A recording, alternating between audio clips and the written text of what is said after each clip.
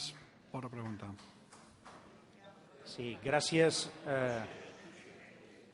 senyor president.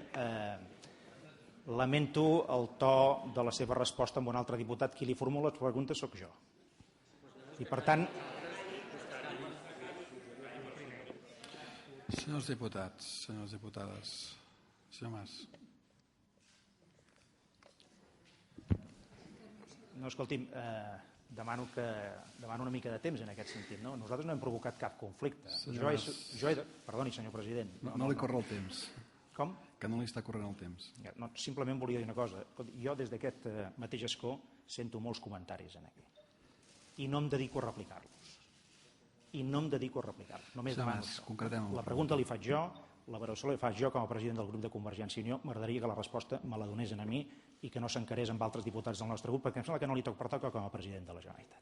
Dit això, escolti'm, jo li agraeixo el to de la segona resposta. També vostè s'ha delatat. Nosaltres no considerem a ningú un usurpador, perquè si ho consideréssim així, per què hem de fer l'esforç d'arribar a acords amb vostès, aleshores?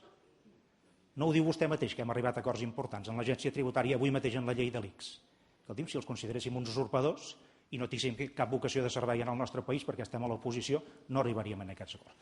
Part final de la meva resposta, simplement per dir-li que vostès van criticar duríssimament les nostres propostes de suport a la família en la mateixa línia que ara les aplaudeixen. Celebro que hagin canviat d'opinió. Només els demano una cosa, que el govern de Catalunya s'avanci en aquestes polítiques socials i familiars en el que fa el govern espanyol, que no siguin ells que portin la iniciativa, que siguem nosaltres, perquè Catalunya durant molts anys amb la Generalitat existent i amb altres governs s'havia caracteritzat per fer polítiques socials capdavanteres. I ara resulta que les capdavanteres, com vostè mateix acaba de dir, les fan els altres. I aquí, en aquest sentit, crec que tenim, i no és una crítica dura, no ho interpreti així, una certa immobilització. Per tant, només demano una cosa, que no ens passin la mà per la cara en aquelles polítiques socials que no són ni de dretes ni d'esquerres, sinó que són de país amb majúscules.